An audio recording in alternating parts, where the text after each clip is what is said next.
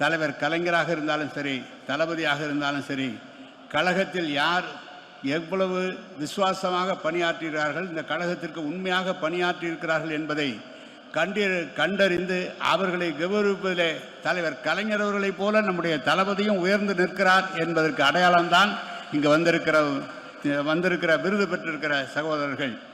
ஒன்று, அவர் 2014 தொடங்கி இன்று வரை நடைபெற்ற அத்தனை தேர்தல்களிலும் கழகத்தை வெற்றி வாகை சூட நம்முடைய முதலமைச்சருடைய தலைமையிலே வெற்றி வாகை சூடியிருக்கிறது.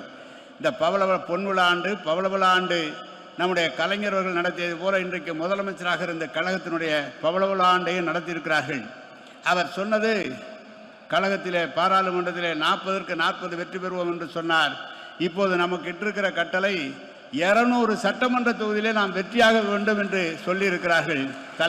தளபதி அவர்களே, நீங்கள் இட்ட கட்டளையை தலைமையில் கொண்டு கழகத் தோழர்களும் இங்கு விருது பெற்றிருக்கிறவர்களும் எதிரே அமர்ந்திருக்கின்ற மாவட்ட கழக செயலாளர்கள், சட்டமன்ற பாராளுமன்ற உறுப்பினர்கள் உண்மையாக உழைப்போம், உங்களுக்கு அந்த வெற்றியை தேடி தருவோம், உங்களை மேலும் பெருமைப்படுத்தி மீண்டும் இந்த தமிழகத்தை ஆளுகிற பொறுப்பை தமிழக மக்கள் வளர்வார்கள். நீங்கள் வாழ்க வாழ்க என்று அமைகிறேன். வணக்கம், நன்றி. பாதகம் செய்பவரை கண்டால் நாம் பயங்கொள்ளலாகாது பாப்பா, மோதி மிதித்து விடு பாப்பா, அவர் முகத்தில் உமிழ்ந்து விடு பாப்பா.